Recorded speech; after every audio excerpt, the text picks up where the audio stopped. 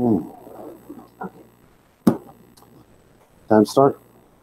All right, so today we begin with Shemot, which is also known as Exodus, chapter 28, verse 18. Literally in English, it would say, and the row the second, carbuncle, sapphire, and diamond. You hear sapphire and sapphire? Yeah, anyway. It begins with Vehatur and the row. So now last week we talked about the very first row and the stones that were in that row. So now we're on the second row. And so it's saying, and the row, then it says Ha-Sheni, and the row the second. So and the second row is how we would say it in English. Then it says Nothech. All right, so the best thing I could come up with the word carbuncle. I guess I'm saying that right. The Septuagint used the word anthrax. I'm not kidding you. That's the word anthrax, which means coal. The Vulgate used the Latin word carbunculus, which means coal or charcoal. These stones range from black to red and every color in between. Josephus and others wrote that this stone was red in color. Thus, it is believed that the red color is derived from the burning of coal. Now, you understand that's what we call apologetics. Everything is pointing toward black, like an onyx. But since one guy says one thing and he's held on high, and another guy's, in the text says another thing and that's held on high, now you have to make it all fit. Thus, the coal, when it's really hot, is red. And that's how it makes Josephus not wrong, or the stone that they believe it to be, coal, not wrong. Come on, people. Would God really have you put a piece of coal in the ephod? Isn't that like getting coal for Christmas for the Christians? I mean, come on now. Then the next word is sapphire. You hear sapphire in that. A sapphire, a kind of gem so-called from its beauty and splendor. No longer thought to be an actual sapphire, though.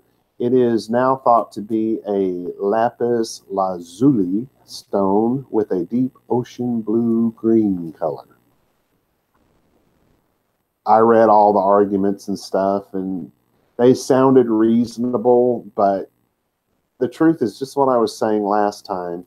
We have no idea. There's not a single stone that's named that doesn't come in every color under the rainbow. I'm just saying. Then it says Ve-ya-halon, and diamond, a kind of hard gem so-called from the idea of striking, a diamond or jasper. The Peshitta called this stone a diamond and described its color as white, which I think is reasonable. I mean, you could say that, but you remember one of them, the way it was described as brilliant? That's the one that seemed to me like it ought to be a diamond. I'm just saying. Anyway, so your translation and the second row, carbuncle, sapphire, and diamond. It's as close as anything else is going to be. Nobody's going to be right over somebody else in this argument. Now, somebody could be right, but there'd be no way for any of us to know except for the sky to open up and God to say, these are the right stones. I'm sorry, this is no way to know. Unless somebody actually finds the ephod from this period, and it's the very same one, then we could know. Anyway, verse 19. And the row the third, Jacinth. Is that how you'd say that? Jacinth? What? Huh? Hyacinth? Hyacinth. No way you'd pronounce it that way. That's why you pronounce it in English. Hyacinth? It had to be AI. And that's a Spanish pronunciation. That's not an English. I don't know that. How you say it's pronounced? Hyacinth? Hyacinth? Yeah. Something along, Jacinth. How's that? Turquoise and amethyst. So we have the hatur. Remember, that's the word for the row. Then it says Ha-she-li-shi, the third. So the last one was the second one. This is the third one. Le-shem. And that's where they have that J-A-C-I-N-T-H. It says yellow, orange, and red, brown. Onkelos used the Aramaic word shiv halom, which may come from the root naki, which means clear. But the truth is, nobody knows for sure. And what would make Onkelos know more than somebody else? I mean, trust me, Onkelos was sharp, but he lived a long time after the fact. I'm just saying. Then the next word is cheveau, and we have turquoise for that one. Onkelos used the Aramaic word tirkaya, which sounds like turquoise. And that's honestly where we get the idea that it may be turquoise. Not real sure that God would use a turquoise stone in the ephod. Wouldn't it be something a little more pricey, more precious? And of course, back then, who knows? That may have been seriously precious. Do you realize that when King Tut was alive, they actually knew how to make glass? Now, the way they did it got lost about the time he died and didn't come back around for another 3,000 years. So in their time, and we're talking not the glass that, you know, a lightning strike hits the sand and you get glass from that. They didn't have that, but they actually knew how to make that sand into glass. And back then, colored glass, was a precious stone. So turquoise could, in fact, have been a precious stone at the time. We don't think of them so much that way now. They are pretty, and maybe that's all it was. Maybe it was about the look, but I think it's more about the preciousness of the stone. Then our next word is ve'achlama, which is an amethyst, is what we say. It's a stone which is purple in color. Onkelos used the Aramaic words ein igla, which means the eye of a calf, which indicated the stone was an amethyst somehow. Don't ask me. I've never seen a cow with purple eyes. I'm just saying. So the translation is, in the third row, J-A-C-I-N-T-H, however you say that. What? Must be Hosset. Hosset? Yeah, so that seems more reasonable. Hosset, turquoise, and amethyst. Again, maybe they're right, maybe they're wrong. There is no way for us to truly know. There's all kinds of arguments. There's no doubt 300, 400, 500-page arguments about it, but nobody knows. Okay. So this one in English would literally say, and the row the fourth, kyanite and onyx jasper from settings gold be they in settings there. T-H-E-I-R there. The hatur, so and the row, har de, the fourth. So and the fourth row. Tarshish. Now, Christians might recognize this, Tarshish, and anyone who studied any of the first century Roman, they might recognize the town of Tarshish. Shaul, Rabbi Shaul of Tarshish, just saying. But for some reason, they say this is kyanite, I think is how you'd say that. Onkelos used the Aramaic words hum yama, which means darkness of the sea, thus a deep dark blue color. The name kyanite comes from the Greek word kuanos, which also means dark blue. Doesn't make it right, but you do have some corroboration of some sort here. Then it says veshaham, we say an onyx. It's a species of gem, according to many sardonyx or onyx, so called from its resemblance to a human nail. I've never seen onyx the color of a human nail, but that's what the lexicon says, so that's what I tell you. Then it says veyashpeh, which we have as a jasper. It's a precious stone of different colors, though thought to be dark green in color. So I don't know if you guys are noticing this, but we're having a lot of colors repeating. You have red that's in there 2 or 3 times, blue that's in there 2 or 3 times, green that's in there 2 or 3 times. And I find that very odd. Of all the stones that we have, why would we be using the same colors? But that just strikes me as odd. Then it says meshubatzim, which is from settings, literally. It's to mingle, to interweave, to be intertwined. You get the idea. So it's woven. Zahav, so it's woven gold. Yeah, it will be a woven gold.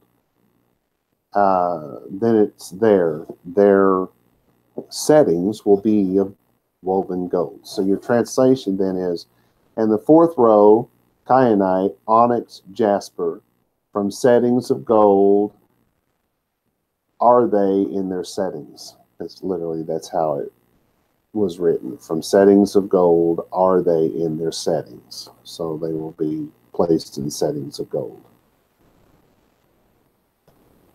There's not a lot of chatter about the stones. I really didn't find much of anything by the sages discussing this. Now, they did, but nothing that they said seemed to add to the conversation. So I just didn't add it. It doesn't bring anything to it, at least that I found. I'm not saying that they didn't say something that would have been helpful, but everything that of all the things I found, nothing they said was helpful. So don't take that as an insult. I don't mean that as an insult to the sages. I'm just saying what I did find that they wrote was not helpful, because they were just as, if not more, confused about what the stones were supposed to be as I am. I mean, there's just no way to nail it down.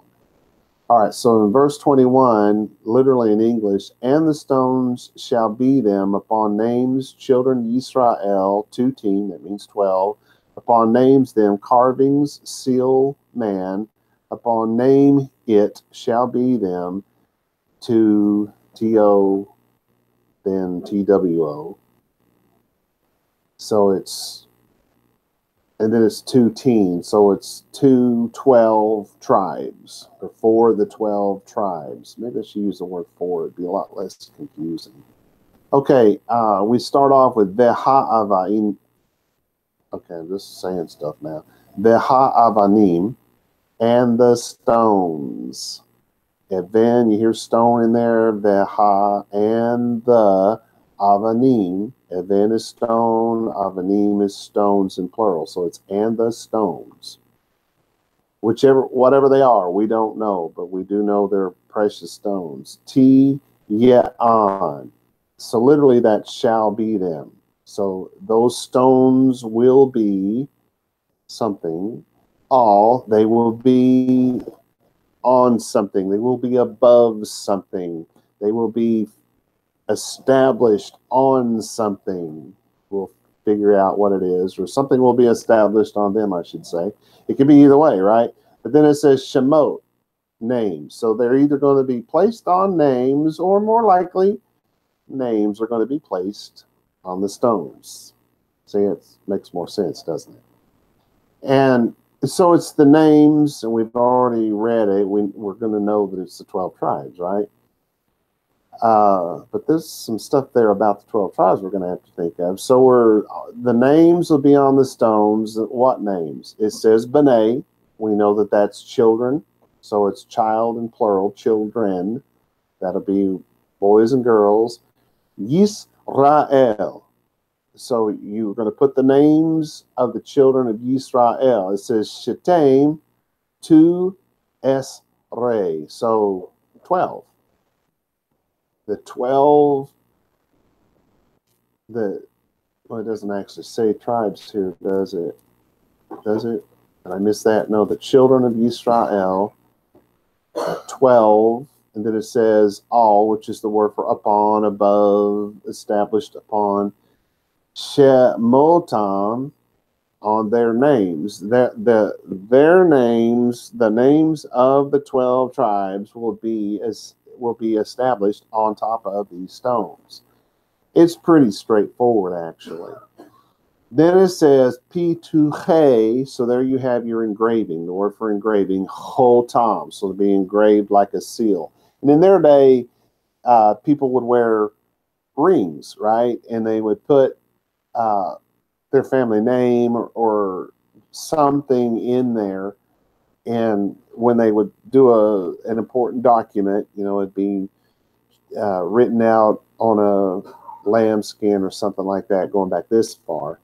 And then they would fold it all together and put some wax on it and put that ring in there. So it's like this, so it's engraved. And so it's just being compared. These are not seals.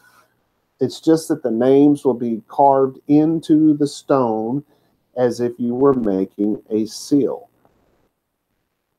And then it says, Ish, which is man, all upon, Shemo, his name, its name, the it here and the man here being the names of the children of Yisrael. Then this is Tiya'an, they shall be, Lishne, for, then it says to Asar, so it's for 12. Shavet, now it says tribes, which is important. And we're about to find out why. By the way, the word for tribes actually means staff, stick, or rod, so-called from supporting the idea of, I don't know if you guys have ever seen this, but if you watch those National Geographic shows and they show you the people from Africa, I've never seen it on any other continent, but I've seen it with the African tribes. They'll have a stick and they'll poke it into the ground and then they'll bow it, and they can lean against it when they make a bow in that stick. Then they can actually lean against it as if they're leaning against a wall. So it's a way for them to rest, right? And that's what this is talking about, because they did this back then. This was something that was very common all throughout the East. And that Africa, by the way, is that area. I'm just saying. So this has been around a long time. It's not new, but this is the shepherd's rod. Let's see if it says anything in here. Yes, a tribe of the Israelis, so called from the scepter of the leader or prince of the tribe. So the leaders of each tribe had a staff, and that staff would have carvings in it. And that way everybody knew that staff was different than everybody else's. This is a leader of the tribe. He's a prince of the people. We need to show this man a lot of respect because of his position. And, you know, both in what he's achieved in life and who he is through birth. All of that's put together. So anywho, translation is, and the stone shall be according to the names of the children of Yisrael. 12, according to their names, engravings of a man's seal. Then it says one, which remember that they use that word for each. So this is idiomatic. Each according to his name, there shall be 12 tribes. Now this is important. According to their names. The names are the children of Israel, not the tribes of Israel. So Rashi said the names were to be in the order of seniority, because he's going with literally the children of Israel. So I don't know if you realize this or if you caught this yet, but the names of the tribes differ from the names of the 12 sons. The pseudo wrote, the symbolism of the engraving of the names on the stones of the pouch has the same significance as the engraving of the names on the shoham. He said soham, but it's shoham stones of the shoulder piece of the ephod. Remember, there's 6 of them on this one and 6 of them on this one in verse 9. And he says compare it with verse 29 below as well. The duplication, however, should occasion no surprise. In other words, it shouldn't surprise you that something's being said twice. For in such matters, repetition is not eschewed, he said, To this day, it is customary in synagogues to depict the tribes in a number of illustrations on windows, lamps, the doors, and the Holy Ark, and the like. Moreover, the second set of engravings is not redundant. The names inscribed on the shoham stones, he called them soham, face upward and are only before the Lord, is in verse 12. And it is not, he said, easy for a person standing in front of the priest to read them. To be read easily, the names must be engraved on an upright plane confronting the eyes. In other words, on those stones on the ephod, right? Like those on the priest's breast. These are not only before the Lord, but are also before men. You guys follow all that, I hope? Okay. Verse 22. And make you upon the breastplate chains, ends made wreathen gold pure. So it's ve'asita. Do you hear asa? Property to labor, to work about, to make, to produce, to manufacture, to fabricate. Because we're in construction mode, if you will. We've been in construction mode for quite a while. We're going to be there for a while. Once we get out of construction mode, then we'll learn what to do with it all. All right, so you're going to make all, the Hebrew word all, which means upon, above, something established on something else. Ha-hoshen, the breastplate. Then the breastplate is an ornament used, the breastplate of the high priest, on the outside adorned with 12 precious stones. So you guys with me so far? You know what this is, or do I need to go to the pictures? I'm getting a yes, and I asked 2 questions. All right. Sharshot, these are chains, and they say small chains. Gavlut, that's wreathen work like a rope, twisted and wreathed. I don't have ends there. Well, I thought I've got the wrong thing here. This is the ends, the outer edges, not wreathen work. I knew something wasn't right when I was looking at that. It don't make sense on my head. I put the word ends, E-N-D-S here. So think of it as the outer edges, the extremities. There's a good word. Then this is ma'aseh. That's asa. It's a noun of action. That which anyone makes or does, a deed, an action, a work, things produced by men. Then avot, here we go, wreathen, something interwoven, intertwined, a rope, bonds, a braid, a wreath. You guys get the idea. Zahab, there's your word for gold. But remember, this word gold is really, the meaning is to be splendorous, to be bright, to be pretty, brilliant, and those sort of things. That's what the word gold actually means. Well, at least Zahab does. Then it says tahor, which is pure. So it's got to be pure gold, obviously. Then our translation is, and you shall make on the breastplate wreathen chains. In other words, woven chains at the ends, at the extremities, wreathen works of pure gold. So this can't not be anything else. It's got to be pure gold. Wreathen chains. Rashi wrote that the chains pass through the 2 rings at the top of the breastplate, one on the right and one on the left, close to the neck, directly opposite the ephod. Pseudo wrote, here Scripture mentions them again, with the unusual variation of form, in order to indicate specifically that they are intended to be used for the pouch. So they aren't exactly in agreement, are they? Anyway. In verse 23 we have, and make you upon the breastplate 2 rings gold, and give you, or establish you, can be either way, 2 rings upon 2 ends the breastplate. So now we know that what Rashi said Rashi's calling this thing the breastplate, and Kasuto's calling it the pouch. Don't know why. Just why Kasuto's saying that, I don't know, but that's what he calls it. So we look at ve'asita, and there's your word, and make you, properly to labor, to work, to manufacture. All right, so we are in construction mode. Al, so that's upon or above. Ha-hoshen, above, at the top of the breastplate.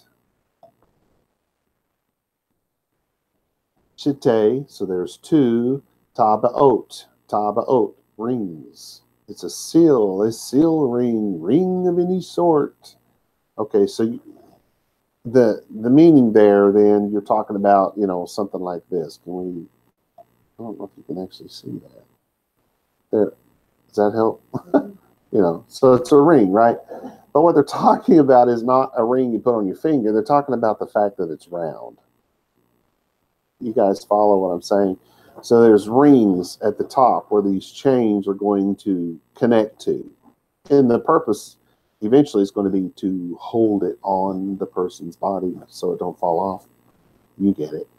Rings, what? Zahab. Rings of gold. Then it says, ve natata. And give you will give, you will place, you will establish et, that's the pointer, shite, two, you will establish two, ha, tabaot, that's that ring word in plural. So you're going to establish two of those rings, al, which is on, above, shene, two, ket, zot, the two ends, the two extremities. Now, I think of extremities as being out here. But if you have something that's coming up this high, right, and you put rings here, although those are interior compared to these, they're still the extremity. They're still the outer edge, right? I think that's where you get the Rashi saying one thing, Kasuto saying another.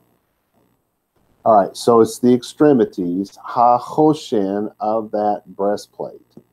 So your translation is, and you shall make on the breastplate two rings of gold, and you will place two rings on the two ends of the breastplate. So of the words of the breastplate, Rashi said that the rings were placed on the corners by the neck, one on the right and one on the left, opposite the shoulder straps of the ephod. Okay. And we're ripping through these things. So verse 24, literally in English, and put them to wreathen the gold upon two the rings, two ends the breastplate. It's really kind of already said this, but let's go through the words. Venatata, do you remember that? We've just had that word to give, to establish, place something. Because it's like the idea of if you give somebody something, then you've placed something in their hands. So that same word, remember in Hebrew, one word has lots of meaning. In English, lots of words can make up very little meaning. We have to have a lot of words to say things, where in Hebrew, they didn't need very many words to say the same things. All right, hopefully you get that. Then it says et, which is a pointer that has no meaning. Then it says shite, so that's two. Avotot, which sounds like av and avot, right? Sounds like fathers, but this is avotot. It's wreathen, something interwoven, intertwined, a rope, bonds, a braid, a wreath. So you get the idea there. Ha-zahav, so these are the gold ropes that we were talking about earlier. Then it says al, which is upon or above, on the top upper part.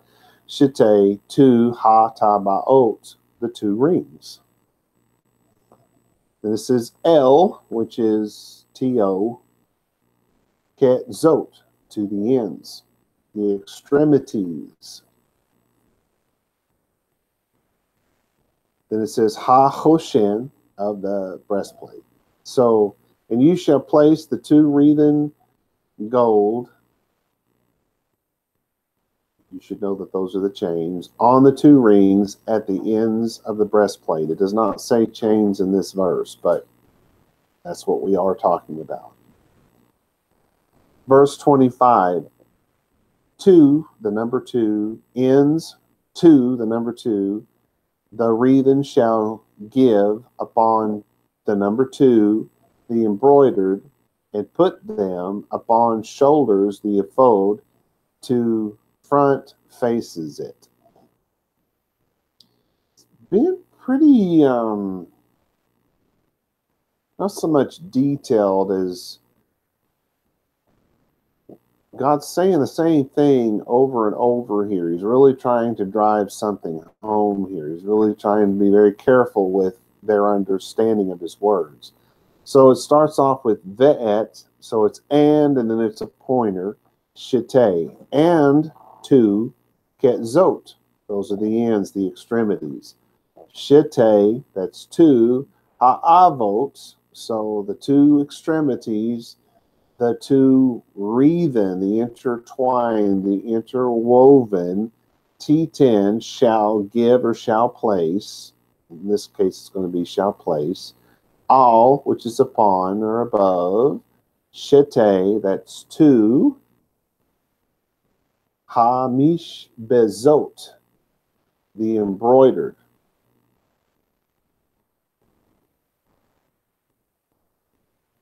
Embroidered is really the right word here. Then it says venatata, and that's the placing of this. In this case, can be give, but you're placing it. Upon, on top of, above, kephot, the shoulders. The thing right here, that's, it's just the shoulders. Ha-ephod, so it's on the shoulders of the ephod. I want to read this. I know I haven't read this today. Of the explanation of the ephod, it says, a garment of the high priest, worn over the tunic and robe, without sleeves, divided below the armpits into two parts, the anterior of which covered the breast and belly, the hinder covered the back. These were joined on the shoulders with clasps of gold, set with precious stones. This garment reached down to the middle of the thighs and was bound to the body by a belt. Besides the high priest, others also wore this garment. David, for instance, when leading the sacred dance in Shamuel, the servant of the high priest, and also priest of an inferior order. They're still priests, but they're not the high priest. That's what they mean by that. As a material, the high priest ephod was made of gold, purple, scarlet, and byssus. That of others was made of linen. So just thought I'd throw that at you. Then our next Hebrew word is el, which means two. It's that turning from here, looking over there. Then it says mul, to the front, the forward part. Then it says panav. Now that's the faces. Panav is the faces to its face. We would say its face, but they say to the faces of it. So our translation is, and the two ends of the two wreathen chains you shall place on the two embroidered, and place them on the shoulders of the ephod, facing to its front. Facing to its front. Rashi wrote that it faced the outside and not the robe. There must have been some confusion about that. I don't know what it could have been, but at the time it must have been important to Rashi anyway, because he said that. And I just thought I'd better throw that in there, because I don't know what the argument was at the time. It didn't say, but it was obviously something that was important to him at the time. All right. In verse 26, we have, and make you, or do you, the number two rings gold, and set you with them upon the number two, the two ends, the breastplate upon edge, that to side the ephod inward. Okay, so it's va asita, to labor, to work about, to manufacture, to fabricate, still in construction mode. Shite, two tabaot, two rings, two roundy things. Zahav, of gold. Besam ta, and you'll set. This is not the word that we normally use. Natata. This is a different word. This is santa, to put, to set, to place, to constitute. It almost sounds like the same word, doesn't it? I don't see any connection here. It must be connected to it. It's the same exact.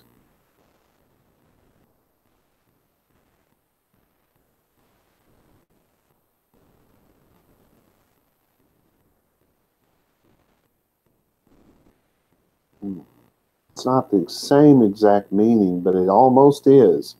But I just want you to know they're using a different word here. So you're going to set otam with them upon the all word, shine, the two, kezot, the two extremities, ha-hoshin, of the breastplate, all, upon, above, the upper part, sefato, the upper lip. It's the edge is really your right word here, because they say the lip of the pool, swimming pool, the lip of the pool is the edge. Don't get too close to the lip, because what happens? You might fall in, right? So that's the way they use that word. Asher is T-H-A-T or W-H-I-C-H. That's what that word means. El, that's that word that's I'm here and I turn to that place, but it's the word to, T-O. Then it says ever, which is side. The side, ephod, of the ephod.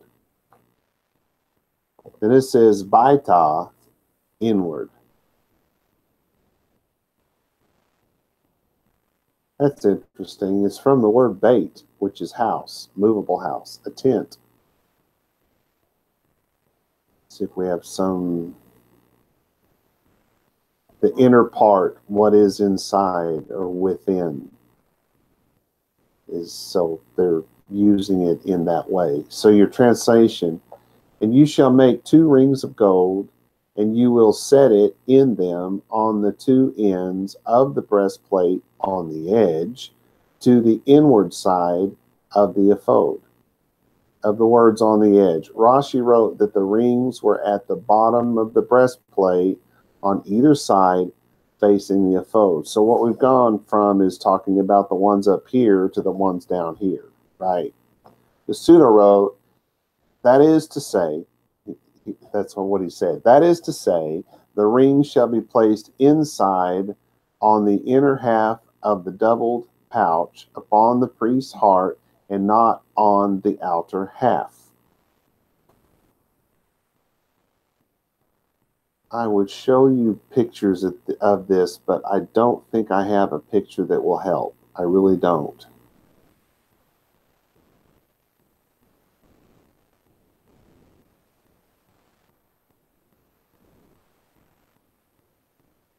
Okay, so verse 27 is going to say practically the same thing we just said 4, 5, or 12 other times. But stick with me. We'll get through this. And make you the number 2 rings gold, and put them with them upon 2 shoulders the ephod from to beneath. Front faces its, corresponding to, joining it from above to belt the ephod. Ve'asita, properly to labor, to work about, to make, to produce, to manufacture, to make. You got the idea. We're still in construction mode. Shite, the number 2. Tabaot, 2 rings. Have you guys memorized tabaot yet? Zahav, do you know the word for gold yet? Venatata, do you know the word for placing it and place it? Yeah, it's starting to get very I don't want to say boring, but should I start screaming like a Pentecostal preacher so it won't be so boring? Sorry, I'm starting to bore myself. Anyway, the next word is otam, which is with them, all, which is upon, above, blah, blah, blah. Shite, to, kipot, upon the two shoulders. So it's hooking here and coming up around the back, I suppose. Ha-ifod, of the ephod. Then it says, mi lemata, or mil mata, depends on who you ask, from to beneath, literally, downward, beneath, below, the under part, from below, mi mu, from the lower part of the front, is what we just said, panav. Of its face, leumat, corresponding to, in conjunction with, mechbarto, the thing that joins it.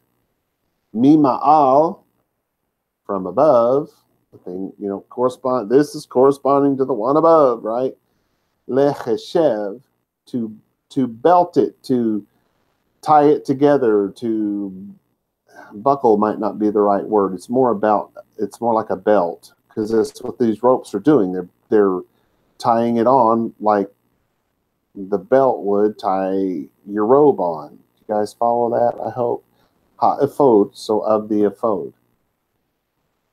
So your translation is, and you shall make 2 rings of gold and place them on the 2 shoulders of the ephod, beneath it, facing the front, corresponding to the joining above,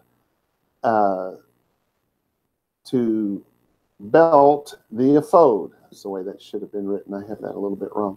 Kasuto wrote, that is, upon the ends of the shoulder pieces on the front side. Corresponding to that, he's saying. Okay. Then it says in verse 28, and he bind they, because that's what a belt does, that's what these ropes are going to do, the breastplate from rings its to rings the ephod, with cord, with a violet colored cord, to become upon belt the ephod, and not removed the breastplate from upon the ephod. The year kesu. We started with a different word. Woohoo! Literally, and he bind they. So it's going to bind this stuff together. This is et, so what's going to be bound? Ha-hoshen, the breastplate. Mita be'oto, here in the tabaot, the rings, from the rings. Mita be'otai, from its rings. El, so the rings will be tied from the rings to tabeot, the rings, from the rings to the rings. So you're going to have the rings at the upper part and the rings at the bottom part, and this is going to tie the rings to the rings. Hopefully that makes a little sense. Ha-ephod, of the ephod. That's bi-fetil, with the cord. Techelet, a violet, or a cord of violet. Remember, that's that shellfish, that mussel that makes that violet color. And this is quite literally that color, if you can see it at all. Let's see. Does that help if I put it in front of something white, something contrasting? Going the wrong way. There we go. Yeah, now you can see it. That's the actual color, I'm just saying. Anywho. Liot, and it will become all, so it will be upon Cheshev, the belt. Ha-ephod, the ephod. Velo, and not, this is the negative article, Yizach, and it will not be removed, it won't be taken away. Ha-hoshen, from the breastplate. Ma'al, which is from upon or from above. Ha-ephod, it won't be taken from the breastplate or the ephod, right? This stuff's going to stay here. So your translation is, and they will bind the breastplate from its rings to the rings of the ephod. So you got the breastplate and the ephod being bound together with a violet cord to be above the belt of the ephod, and the breastplate shall not be removed from the ephod. Pseudo wrote, by being fastened in this way to the ephod, the pouch will rest securely on Aharon's, or Aaron's, as he said, his breast. It'll stay secure on his chest. All right. Verse 29 then, and will bear Aharon, names children Yisrael in breastplate, the judgment. So now it's being called the breastplate of the judgment. Upon heart he, when come he to the holy, to memorial, to faces Yahweh, bow there, continually. So we have venasa, to take up, to lift up, to express the idea of raising up, of bearing up, to lift up, as in the waters bore up the ark, right? There's that word. So then we go to our next word. I'll put a lot of stuff in there about that. Aharon, that's the guy they call Aaron. Then it says et, so it's pointing to something, Shemot. So Aharon is going to bear the names. This is Shema, Shem. I know I'm saying that wrong. Shem, the name. So Shemot is names, right? So it's the names. B'nai. So it's the names of the children. Yisrael. So it's the children of Israel. Bechoshen, in the be is in Chosheh, the breastplate. So he's going to bear the names of the children of Israel in the breastplate.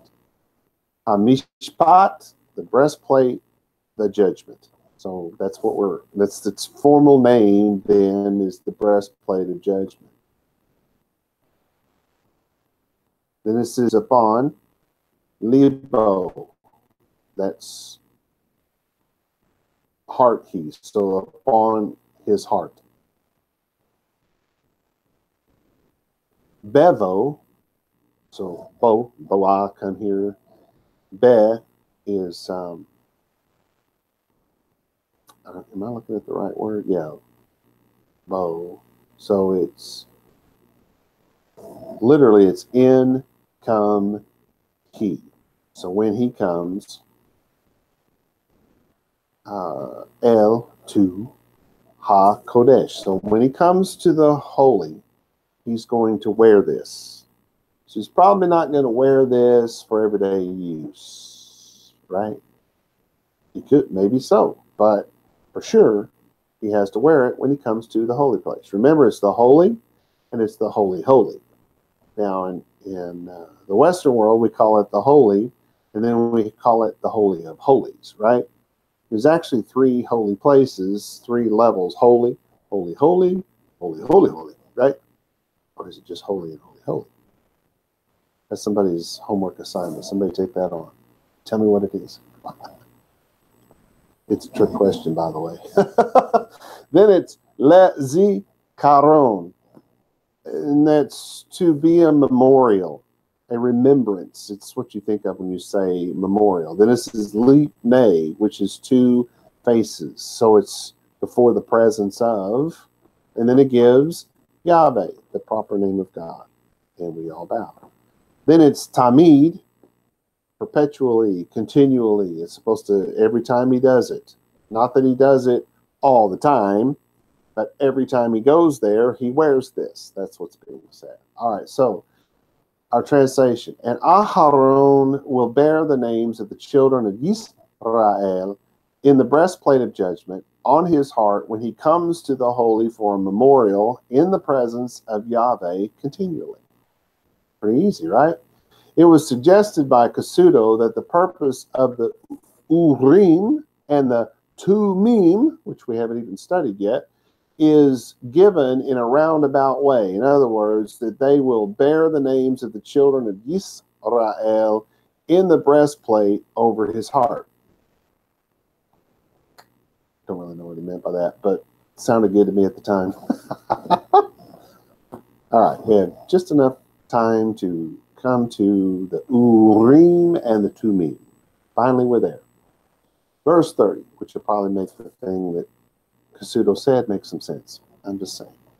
All right, so literally it's, and give you to breastplate the judgment, the Urim and Tumim, and be they upon heart Aharon when came he to faces Yahweh, and will bear Aharon judgment, children Yisrael upon heart he to faces Yahweh continually.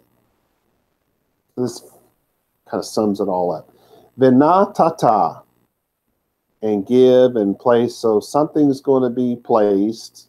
You will place El to Choshen, to the breastplate. Hamishpat, the breastplate of judgment. Et, it's the pointer. Ha-u-rim.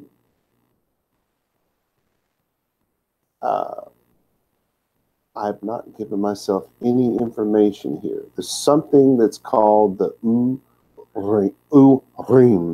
We'll figure it out. That's simple. Because I put it in there somewhere. It must have felt like it should go somewhere else, so I didn't put it here. Literally, that means light. It's from the word or.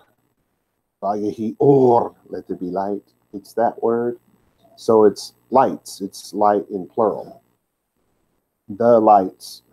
But we're not talking about lights here.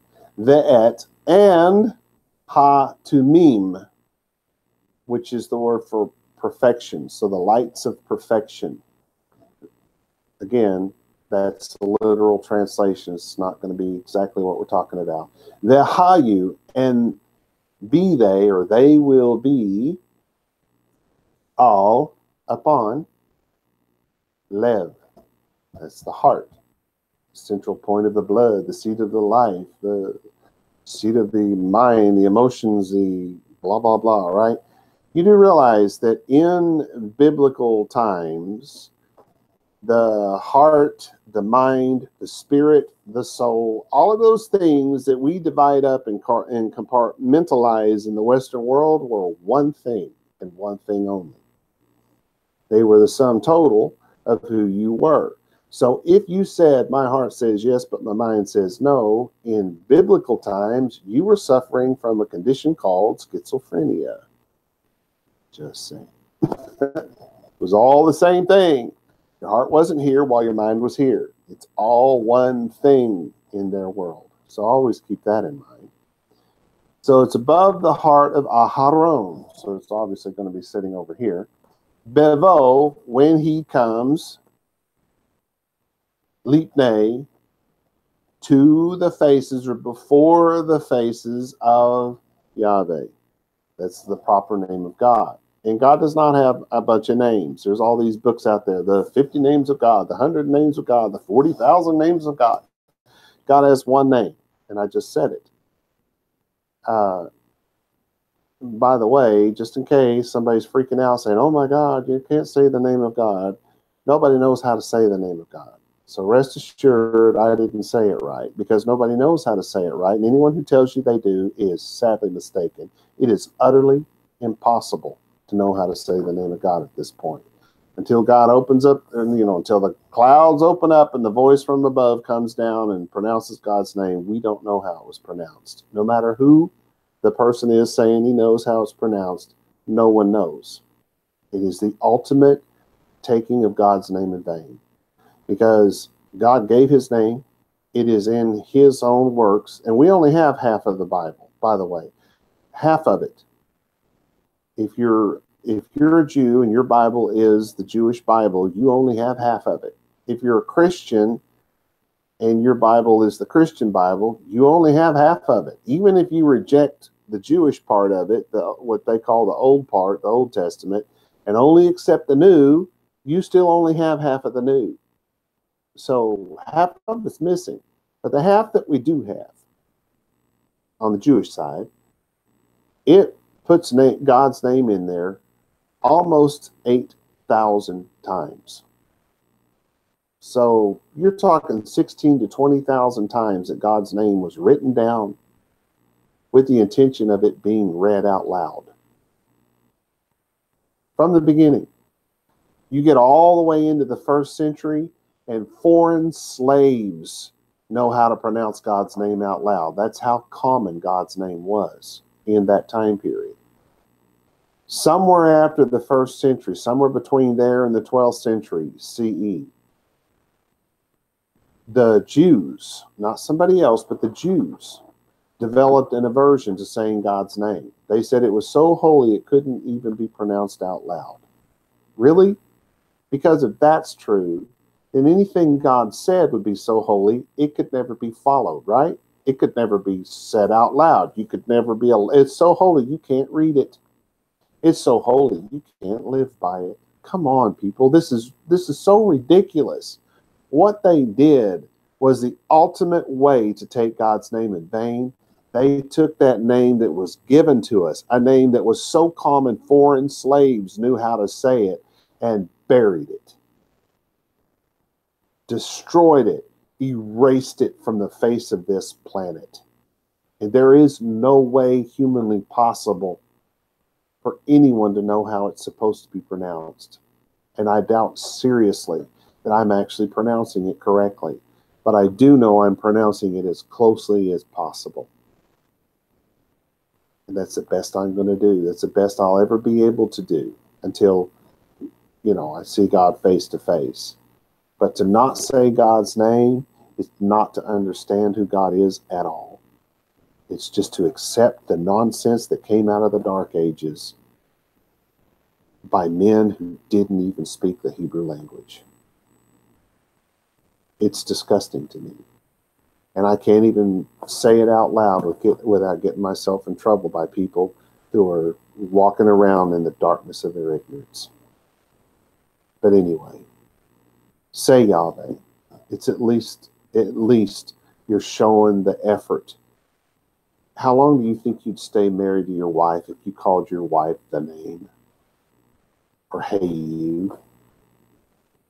How long would that last? How would that show any intimacy, any knowledge? Don't you have to know who you're married to? Let me get off that subject. It's depressing. Our next word is ve-nasa. You've heard this word before, to take up, to lift up. It's like the water bearing up the ark. Right? You guys have that memorized by now, don't you?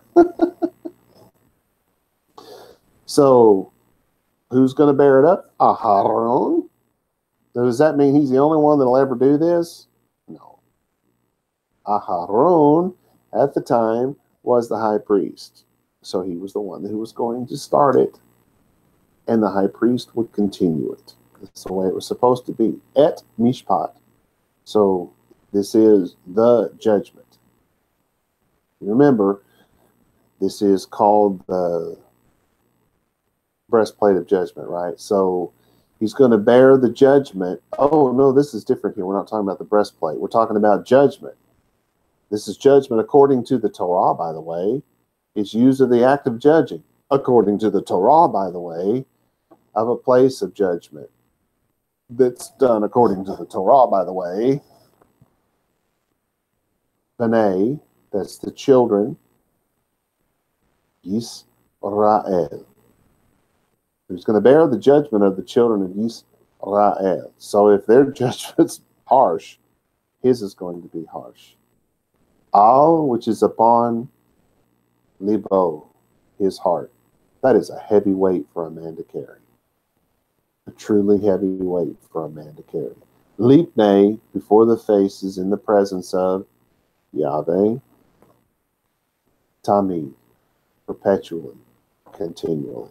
So your translation then is, And you shall place on the breastplate of judgment the Urim and the Tumim, and they will be on the heart of Aharon when he comes before Yahweh, and Aharon will bear the judgment of the children of Israel on his heart before Yahweh continually.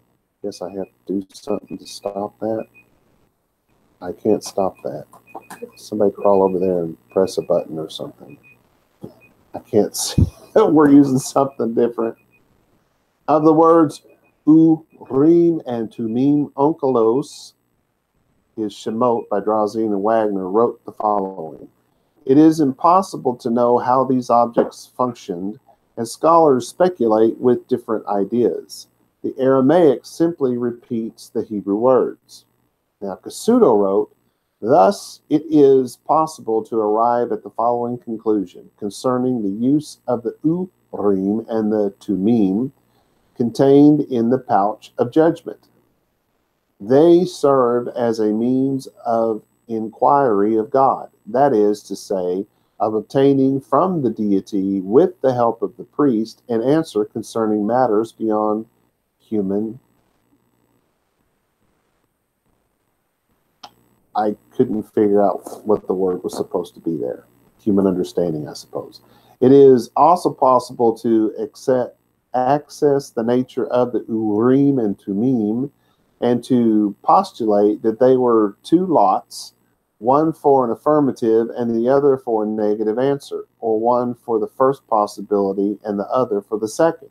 Cassuto also wrote, the shape of these lots it is impossible to ascertain, for there is no indication of it given in the relevant passages. The etymology of the two words cannot assist us to determine their form because of its obscurity.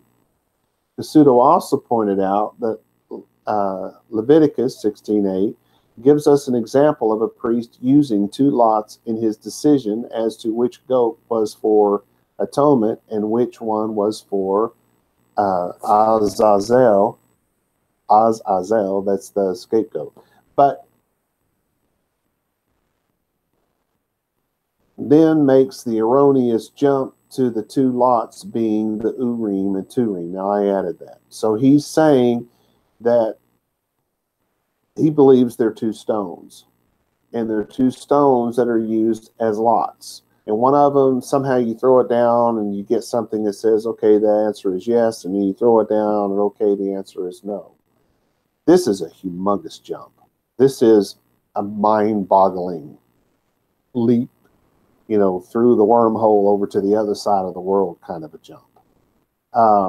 Because he goes in and he finds that they're using two lots. They're not called the Urim or the Tumim in this passage at all. It's not the words used. But he puts this together and says, see, this proves that I'm right, that this is what these are for. They're asking God questions with these little stones and getting their answers. OMG. There is no place in Scripture where the Urim and the Tumim were ever called lots. Not one. If somehow they can be considered lots, then we can only assume that their purpose was only to help the priest choose which goat lives and which goat is turned out into the wilderness. If, in fact, Cassuto is right, that that's what the priest was using at that moment. Cassuto points out something very important and teaches us a lesson in Hebrew grammar at the same time. In 1 Samuel 19:19, there is a break in the middle of the verse. And so, too, in verse 36. In such a break in the middle of a verse indicates, as well known, that something that was originally in the text has been omitted from the recension before us. Thus, the express mention of the Urim and the Tumim, which has been preserved in the Septuagint, was expunged from that chapter or altered. In chapter 23, there are two further examples of a break in the middle of a verse, in verse 2 and verse 11. All this cannot be accidental. I agree with that. Without doubt, there is a definite purpose underlying the whole matter. in the Second Temple, the Urim and Tumim no longer existed. So in the first century, they didn't have this anymore. And we can infer from Ezra 2:63 and Nehemiah 7:65. That's how beyond any other reason, how we know that they didn't exist in that time period. I think it's a little out there, or maybe a lot. I guess I think it's a lot out there. We'll talk more about it next week. I think this is where it finally goes off the chart and gets really interesting. But we'll talk about it in more depth next week. Shalom, shalom, y'all.